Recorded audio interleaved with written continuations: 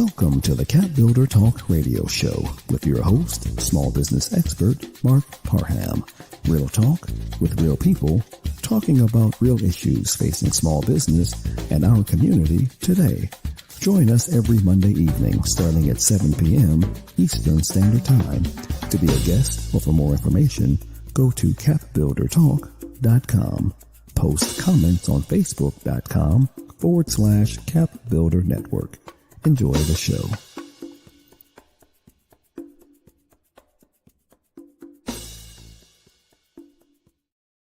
Hey, good evening. This is Mark Parham, host of the CAPBuilder Talk radio show. Real talk with real people, talking about real issues facing small business in our community today.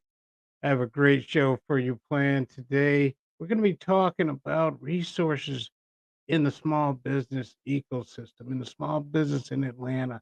What kind of resources? I know you're out there. I know you want to build your businesses, but you got to build them using resources. You all need help. So you must join us as we talk today. I have Jay Bailey's going to be here from the Russell Center. And then I have Larry McHugh. You know, I call him, he doesn't know this, but I call him Obi-Wan Kenobi, you know, because I feel like I feel like I'm Luke Skywalker a lot of times when I'm out there with him hanging out. So we're going to have a great show today. And we're going to talk, I'm going to do this intro. I'm going to do my CAPBuilder Minute like I used to do on my old show. I'm going to interview Jay, and we're going to talk about the Russell Center. And I really want to get into who Jay Bailey really is. You know, you guys see this Jay. I saw another Jay many years ago, and I want to know why he's doing what he's doing. You know, like when you look at Jay-Z, you see him as a billionaire today, but you didn't see when he was slinging CDs out of his trunk. I want to get back there with Jay. I want to see him slinging when he was slinging his worth to the world. He's always worked in the community, and I want to talk about that tonight. We're going to keep you about 30 minutes, and then we're going to move on. So I'm going to do the intro, CAPBuilder Minute, interview Jay, and then bring Jay and Larry in to talk about what's going on in the world today. So I'm going to take a short break, and when I come back, we're going to have all this going on today on the CAPBuilder Talk Show. Too many women die every year due to pregnancy-related complications. 2/3 of these deaths are preventable. As healthcare professionals, we play a critical role in making sure women's health concerns are addressed during and after pregnancy. Help your patients understand the warning signs and when they should seek care. Actively listen when she raises concerns. It could save her life. Hear her.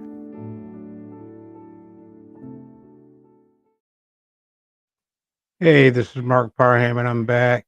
I want to talk just for a minute. I call it my CAPBuilder Minute, something I think is very important. But I'm going to give you 4 steps on making sure your business plan looks great. You know, because I think it's so important. So many people I work with on their plans, and they think just typing it up is enough, but it's not. It has to really look good. You know, so I'm going to go through 4 things, but you need to create a plan, create a visual identity for your business. I mean, and you know, if you don't have a graphics person, the colors and photos, all of that stuff matters because it has to look good. If you want people to read it, and that's what I try to help you do. Not only, you know, I want you to get the content in there, but I want you to use the right fonts, use the right colors, match your logos, match your website, but it has to look good. The next thing I want you to do, your executive summary, which are the first couple pages, which is the last thing written, it has to tell a great story to get someone to read the rest of the document. You know, a lot of you have big business plans, but if I read the first couple pages and it doesn't tell me an engaging story, I'm going to pass it up. And the numbers got to make sense. I know you think your cookies are good. I know you think your chicken is good, but the numbers, how many cookies can you really sell? You know, I know we're trying to sell to the whole world, but I really want you to think about this. And then the last thing I want you to do is you got to have a digital marketing strategy. There's no way that you can have a business these days without some kind of strategy for your business. So that's my CAPBuilder Minute for the night. I'm going to take one more break, and I'm going to come back, and we're going to start this conversation with the one and only Jay Bailey. He's going to be here. He has daddy duty today. So we're going to keep him long. So I'll be right back. Being a parent, especially for the first time, with that comes a lot of self-doubt. As a dad, I just try to lead by example. When you're trying to be the best person that you can be, your kids see that and then they emulate that. All right, I'm back. Today I have Jay Bailey here. He's the CEO of the Russell Center. He's going to tell us all about what the Russell Center means. But I want to find out more. I want you to learn out more about who Jay Bailey is. I'm going to bring him into the show right now. Jay, how you doing, man? It's the GOAT himself, Mark Parham. How are you, sir? You doing that daddy duty? Bro, I'm tired. So we're going to have to run through this hour. I went straight from the office straight to changing Pampers and bath time. And I had to be here on time for Mark. Yeah, we're not going to keep you an hour. We're just going to do this quick. But you know what? Since you said you got daddy daycare, I want to show why, if you don't mind. I want to just show what we're talking about here. And I love this picture. I saw this on Facebook the other day. Now that's daddy duty right there. Oh yeah, brother. That was Sunday. We went to the zoo. You went to the zoo. Wow, she is just growing. And yeah, that is my 20-month-old pride and joy. That's your pride and joy. Indeed. You used to be the Russell Center with your pride and joy. Now you got this. Oh no, brother. I got my priorities in order, brother. You got the priorities, okay. Russell Center's a distant second. All right. So I tell you what, Jay, why don't you, as I used to do, why don't you introduce yourself? And we'll talk about you and the Russell Center, and then we'll bring Larry in here in a minute and talk about resources in Atlanta. Mm-hmm. Well, no, hey everybody. It's always good to be on Mark's show. Mark has been holding down this space for longer than pretty much anybody in the city. And I'm from Atlanta, so that means something to me to have somebody that's been a constant in the community. I'm Jay Bailey, President and CEO of the H.J. Russell Innovation Center for Entrepreneurs. But I'm also an entrepreneur in the truest sense.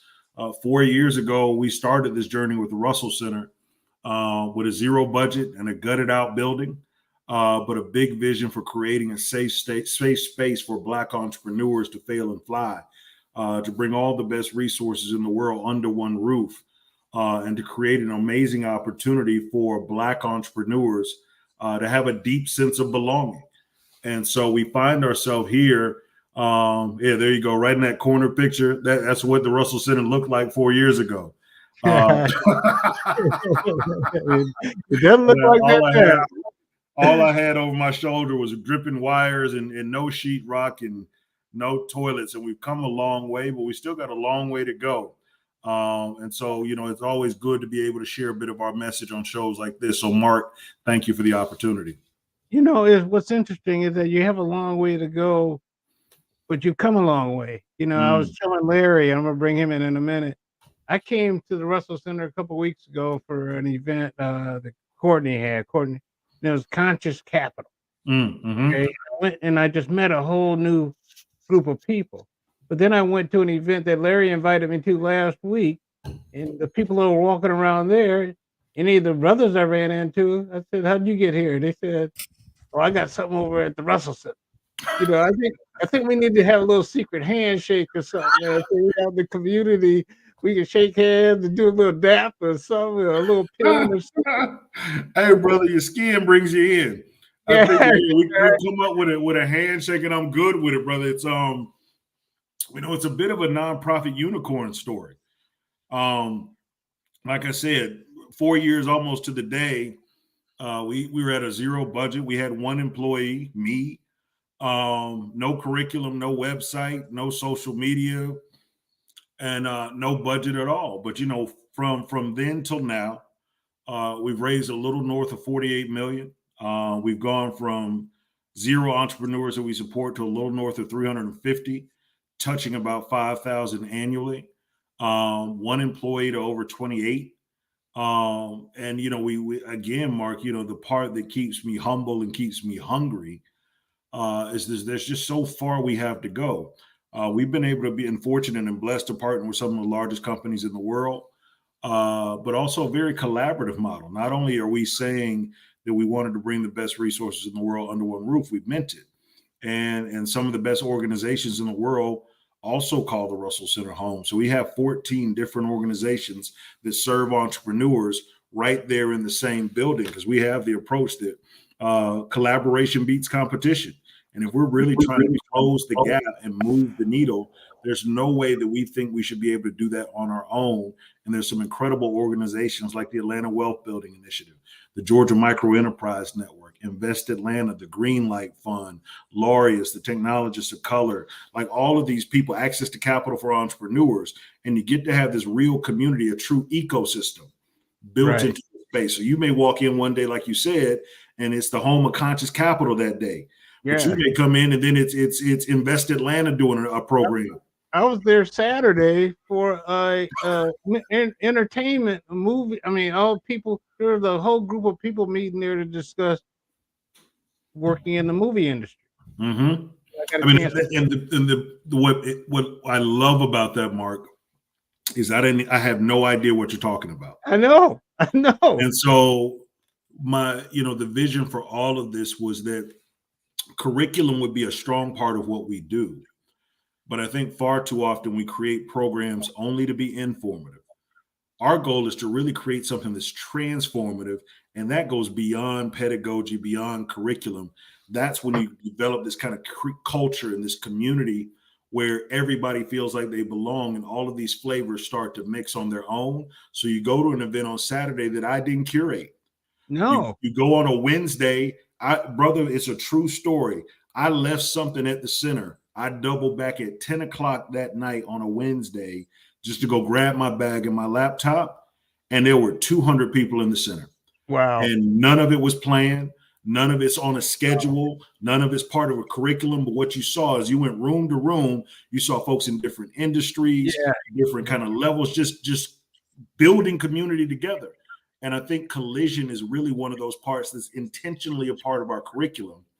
Because if we create a space where you can be vulnerable enough to learn, you can take off that armor and be vulnerable enough to build real relationships, that part just takes care of itself and we can get out of the way. And I think that's when we know that we've done something powerful, is that with what we teach, it means the least. And I talk to people all the time, Mark, about the comparison. Anybody that may be listening, you probably heard me say it before if you heard me talk. If you had a good time in college, like I want my baby girl to go to Spelman, and I know by the time I send her to Spelman, it's going to be damn near $400,000 to go. She'll spend 90+% of her time in a classroom or a lab trying to get that degree. But when I ask her 10 years after graduation to talk for 2 minutes about the things she loved most about Spelman, she's not going to bring up a single class she took. I had an incredible time at UGA. And if you ask me to talk for 2 minutes about my experience there, I'm not going to talk about a syllabus. It was the community, It was the culture, it was the covenant. Mm-hmm. I could find the deepest, darkest racist in the world, especially in Georgia. And if I'm walking through the airport with a Georgia sweatshirt on and I say, "Go Dogs," that racist is going to walk across the hall, give me a hug and say, "Go Dogs" right back. And he hates Black people. Right. The community is that strong. The covenant's that strong. The culture is that strong. That's our aim, to create that. Back it with world-class partners, world-class partnerships, world-class faculty, world-class curriculum. And then we've got this really incredible kind of mashup of a space unlike anything else we've seen in the country. Well, tell me this, just for a couple of minutes here, I want to go in the way back machine. All right. I talked about slinging CDs from a truck. Nobody seen Jay-Z when he was selling CDs out of his truck. So, you and I go a long ways back, but just kind of pick something out going back that put you on this path. Because I watched you go, we worked well together over the years, but I watched you mature into this man that you are today, your father. You're running this, corporation. I mean, you weren't the same guy. You are the same guy, just mature. But give me something in your past so people can realize that you didn't just wake up. I mean, I'm a firm believer, Mark, that loss creates leaders. And I think, you got to run to the storm. And if you've never really been flat on your back, I don't know if you've ever truly seen the sun. So my story, as you've heard it many times in many different ways. I mean, I'm the kid that started his first business at 12 when my barber whispered in my ear at the age of 11 that he was an entrepreneur. First time I'd ever heard the word.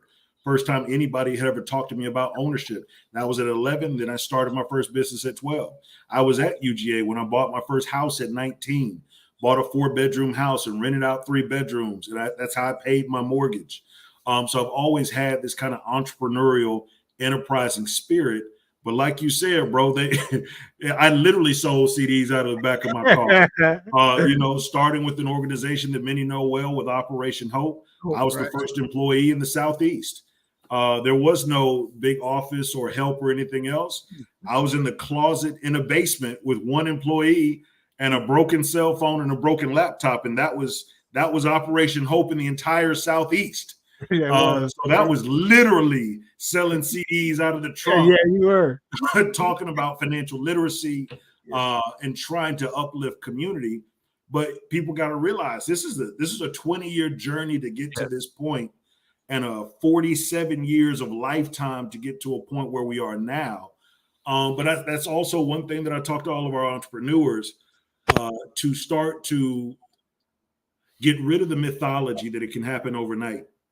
Lose all of this energy that you get online and these pressures that we feel and these realities that we manufacture about, I got an idea, I'm going to pop off, and in 2 years, I'm going to be rich riding a Lamborghini with a big house, private jets, Rolex watches, Gucci, Louis Vuitton.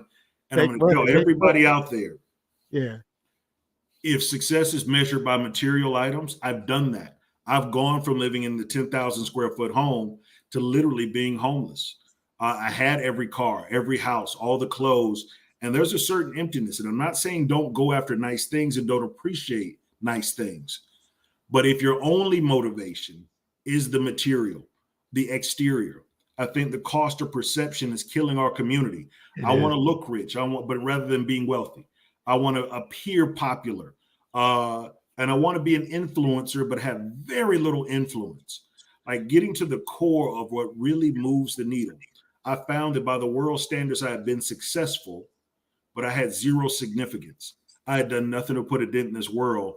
And really, if you're talking about that quintessential moment that changed everything for me, it was when I stopped chasing after this perceived notion of what success was by worldly standards and perception. And that success meant very little without the significance of doing something that would outlast me. That part changed everything, Mark. And that's when I started that trajectory of a very lonely and very money-driven and very materialistic life to one that was all about serving others. And that's been since, I don't know, 2012, somewhere there around. It's been back longer than that, man, because one of the things I was impressed about you is that you were a scout leader. Oh, yeah. You were in scout, and that created a value system. My dad was a scout leader. I was a scout. But it created a value system, all those merit badges and things, but it created a value system that I still apply to this day, and I've always respected you when you told me that was your thing. Now, I didn't make it all the way to Eagle Scout though, but I got up. That was my thing too, Mark. Like I grew up in Decatur, so the deck. So we make it real clear. There's Decatur, downtown Decatur, where it's all nice. And then you cross over Memorial Drive and you start entering the deck.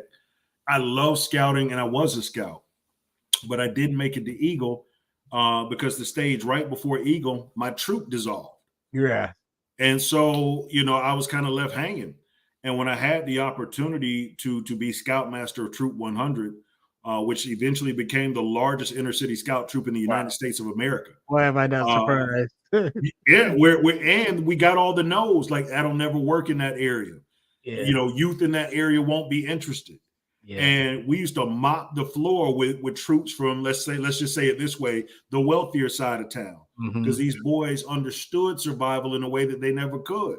Right. And so no, scouting has always been a part of my life. I hope that it always will be. Yeah. I'll tell you what, I'm going to take one more break here. Then I'm going to come back. We're going to bring Obi-Wan Kenobi in and let him chop it up with us about the force of Atlanta small business ecosystem. Oh, man. Be strong with the force. Indeed. I'll be right back. Take care. Nearly half the adults in America have high blood pressure. But because it develops slowly over time, many don't even know they have the condition. The only way to know your blood pressure for sure is by testing it with the American Heart Association's guidelines. There are two numbers in a blood pressure reading. The top number measures systolic pressure, or the maximum pressure your heart exerts while beating. The bottom number is the diastolic pressure, which is the amount of pressure in your arteries between beats.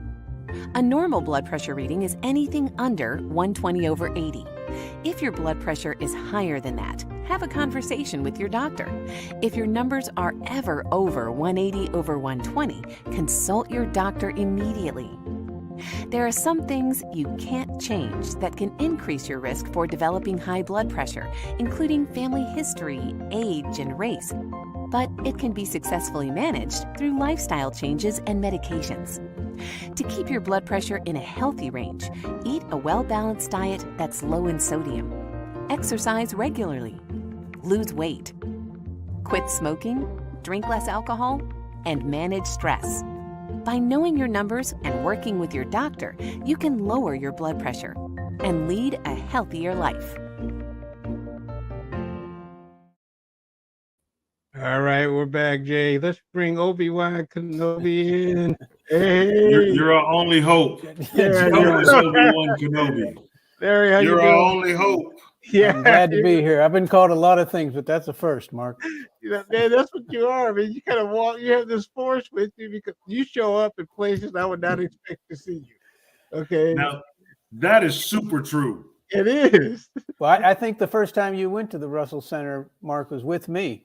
Yeah, it You and I was. sat with Jay. It was the first time I went over there was with Larry. So, Larry, why don't you introduce yourself, and then we'll just have a short conversation about resources that are available in Atlanta to help small business owners. Very good. My name is Larry McHugh. Come from a very humble background and have done better than I imagined. And now my life is about paying it forward. So I've been on the board of the Urban League with Mark, supporting the Entrepreneurship Center there for at least 5 or 6 years now.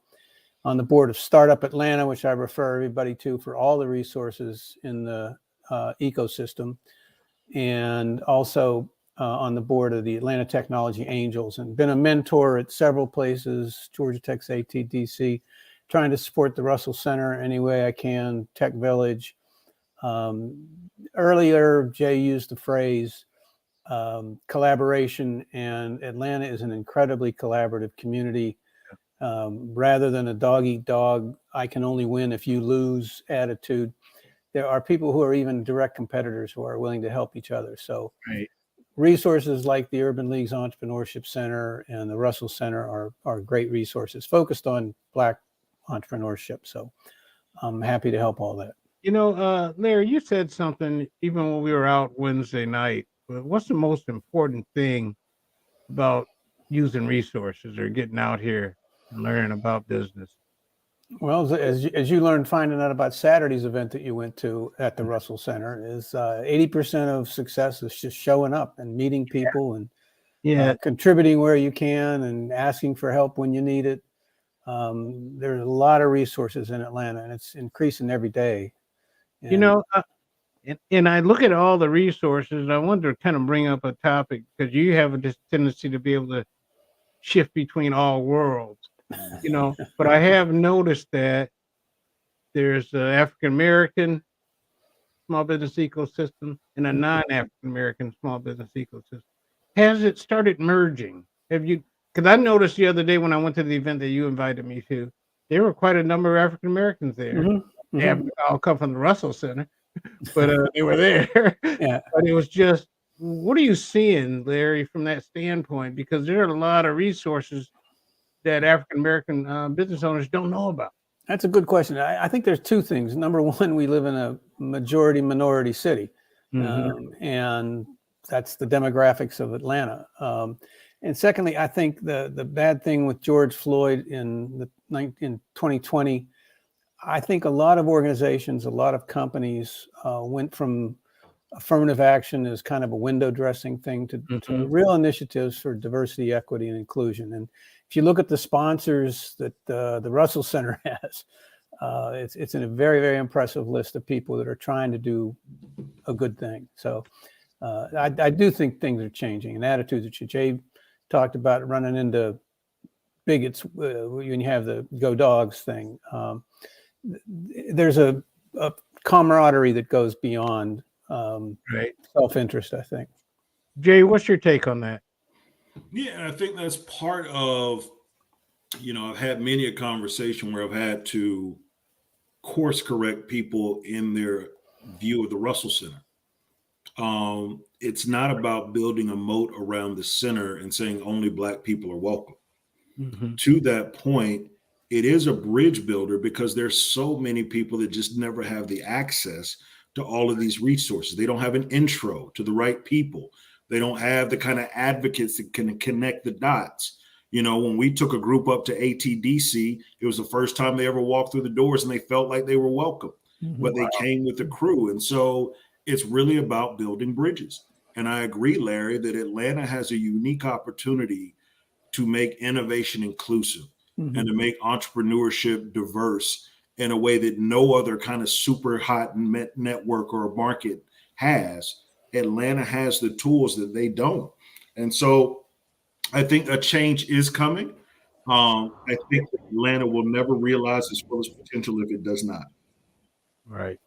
So Well, Larry, I can name some specifics. Like Mark, we went to that W3 studio last week, and they have a new accelerator, incubator, just for very early stage entrepreneurs, and all minority focused. There's places beyond the Russell Center. There's venture capitalist firms like Panoramic. There's the Startup Runway, which focuses strictly on female and minority entrepreneurs. So there are some real initiatives that are collaborative and focused on supporting underserved communities. Larry, I'm going to bring up, you mentioned this website every time we get together, the Startup Atlanta website. Tell us about Startup Atlanta.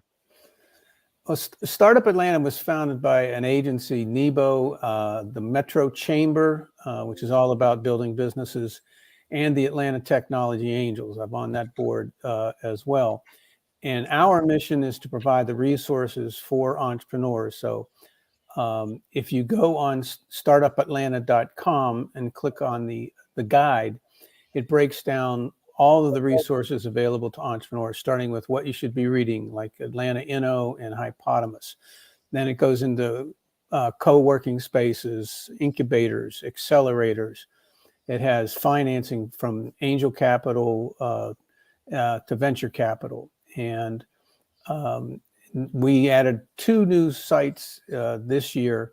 One was called Inclusive Innovation, and these are resources strictly focused on underserved entrepreneurs, meaning minority and female entrepreneurs, and then a whole section just for females. So it's easy to navigate. It used to be you click on it and you get a big PDF. You'd have to read it and write it. Yeah, we did. I remember that. Now it's all clickable. You see something you're interested in, you just click on it, you go to that organization's homepage. So it's a resource. So it's really a resource. So the small business owners can go there and find out events, find out things that are going on across the board. And I try to tell the entrepreneurs that I work with through the Urban League, you got to fish in a different pond sometimes. Mm-hmm. You fished out this pond. You caught all the bass you can catch. You need to go to a different pond and take a new lure, take a new rod. I mean, and that's why I try to, get everybody understanding how to do their business pitch, how to talk about their business, because that's what happens at these events. Yeah. Like Wednesday night, I had so many beneficial conversations with people, but I had to talk about what I do. Mm-hmm. It's kind of a sharing. And now I'm still old school. I'm still handing out business cards. They're doing this blink and holding QR code up. I felt kind of outdated, but but it's just very interesting that and what I really enjoyed was the welcomingness that I felt. Mm-hmm. A lot of times African Americans feel like, if I go away off the Cobb, if I go to these places, I'm not going to be welcome. I go everywhere, and I don't think there's any place I've been that I did not feel welcome. So I'm saying all that because we really have to encourage people to use a lot of the resources and things like that. So, Jay, just from a resource standpoint, what are the the major things that you're pushing over at the Russell Center that you got going on now. I don't want to keep you much more from your daddy duties, and I know Oh, you. and I was just checking. My head was down. I put her to bed, so I was just making sure she was to bed. All right. Little girl's sleeping. Yeah, no doubt.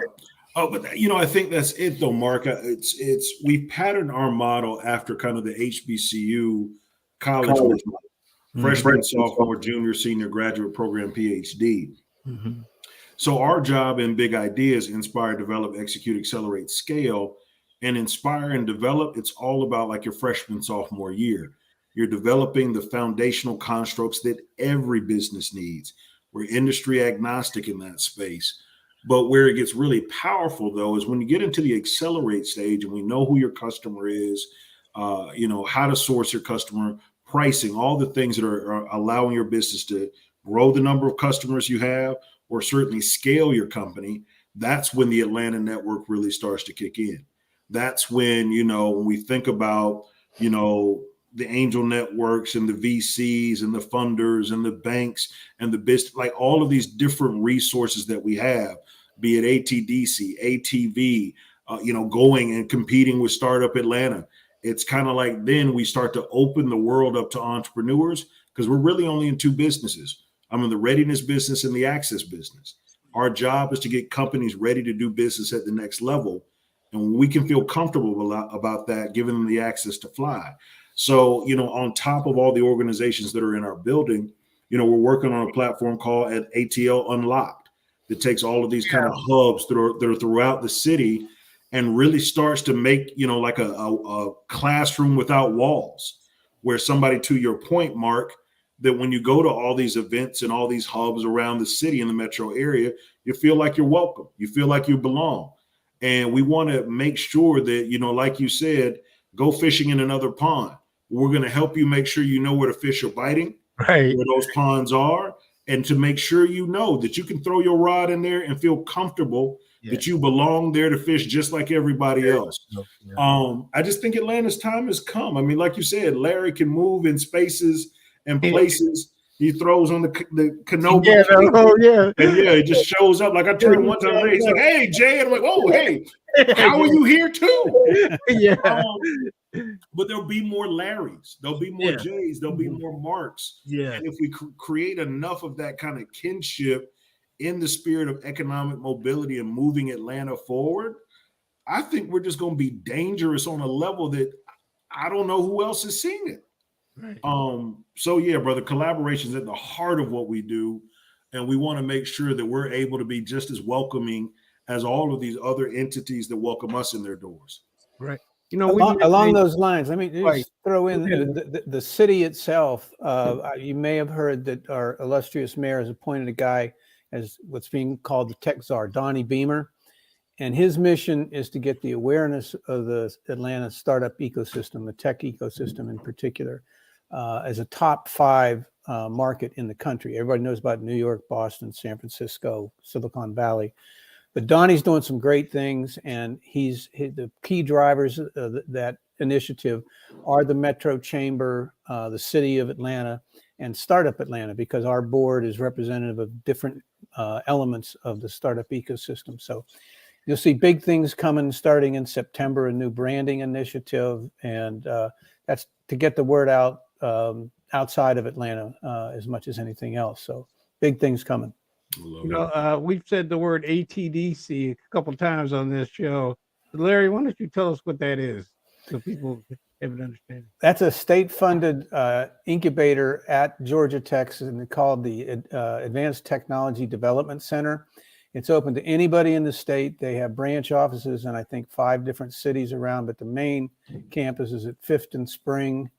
And they have starting what they call the Educate folks, which is people that might have an idea on a napkin and want to try and build a business. And then they get access to resources and seminars and things like that. There's literally hundreds of those organizations. Then as they build their business, they get a minimum viable product, as they say, and they've gotten some customer discovery. They know what they're selling and to whom. That's the Accelerate group. And then when you quit your day job and you're really building and scaling a business, That's the final group. And if you make it to $1 million in annual revenue, then you graduate. But I'm a big supporter of the ATDC in general. It's a resource that's open to the whole state. You know, Jay, it's interesting. You took some people over there, they didn't even know it existed. Mm-hmm. You know? It's real. And the funny part is that, to your point, what we were talking about earlier, I'm on a plane coming home, and John, who runs ATDC, sends me a selfie of him at the Russell Center conducting a program, and he's down in the Chase Lounge. And it's Atlanta is special. And like every stakeholder at the Russell Center, to Larry's point, has a pass to go to ATDC.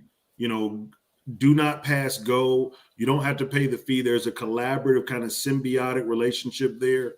So no, man, it's and the crazy part is we're just getting started. All of us. Yeah, like this is that's it's been around for a while and bubbling under the current. But who we're going to be in the next 10 years is really going to light up the sky. Yep. Well, I don't want to keep you guys much longer. Larry, I want to give you some closing comments that you have, other than you're showing up as 80%. You already used that one. But while you're talking about the expansion, I know at ATDC they have a partnership at Georgia Tech with Morehouse. Tiffany Bussey at Morehouse has a great entrepreneurship program that's been going for years with a lot of good resources. That's just another example of the kind of collaboration that goes on between the different organizations and different strengths. You mentioned the HBCU. There is a separate group called HBCU VC, which is helping entrepreneurs at those colleges and universities get funding. And that's running by a guy that used to run the Startup Atlanta. So the community is spreading, and it's all good stuff. All right, Jay, before you go back to your daddy duties. You know, I left the room disheveled, but that's it. I think that we could spend a whole show as I hear Larry kind of running down the list. There's an and. Oh yeah, and. Oh yeah, Right. and. Oh yeah, and. Mhm. And the crazy part is Atlanta is still a city that people are nice for no economic reason. Like, Mark, you call me and say, can I be on your show? And I just say yes, right? And it's not like, oh, is there a per diem or is there honorarium? Or can you get me in to see this person? Yeah. And we're still at this stage, affordable enough to dream. I think that when you think about what's happening between North and South, you know, we still have to be very cognizant of there is a great divide, and there is some great disparities between races and classes, etc. But I think that we have the right people that have the right hearts to actually see Atlanta as a better place for everybody. To your point, Larry, where we've got a mayor that's forward thinking about putting Atlanta on top of the conversation.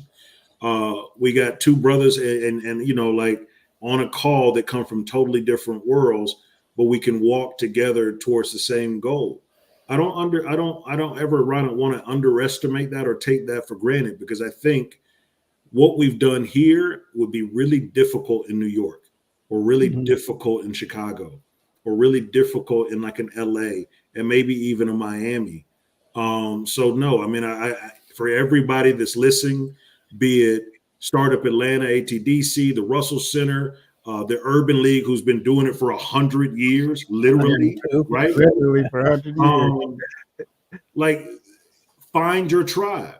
And don't be afraid to ask. And there's so many resources out there that there are not a lot of excuses if you have one of these in your hand. Right. And I will say definitively on this, brother, that 99% of the people that you reach out to for help are going to extend that hand back in this city. You know what? That's a rare thing. That's a very true statement, and I travel around quite a bit and I get around, but there is something unique about Atlanta,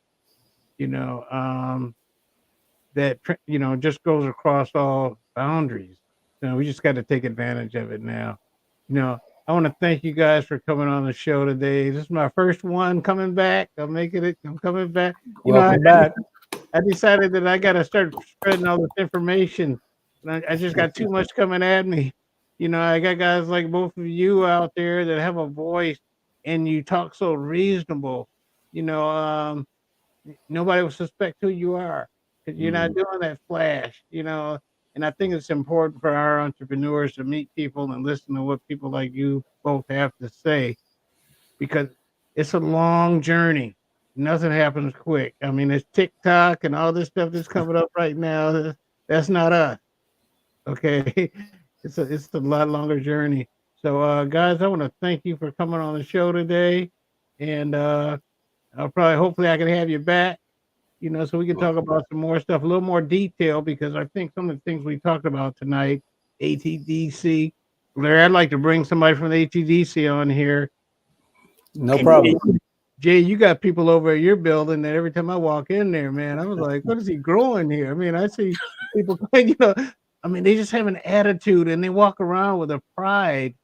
They're just proud. They're proud of being there. And I'd like to get some of them to come talk about some of the great things you have going on. The Urban League is working with you, but it's going to take all of us working together to try to help us, build these businesses or build Atlanta to the place that we really want it to be. So, brother, anytime, I'd be honored. I'd be crazy to say no to Mark Parham. And brother, I will say that definitively. One, I'm deeply honored that Larry and I get to be on your show, your first show back. Yeah. And you've earned every bit of the respect that I'm giving you, what we give you, that the city gives you, because you have been relentless in your support of people that dare to dream for a long time, brother. And I salute you for that. Thank you for all you do. You're very welcome. I'm glad to be here, Mark. Jay and Mark, keep doing what you're doing, man. Let me know how I can help. Always, right, I'm going to play my outro and we'll end the show. Thanks guys. Larry. Bye.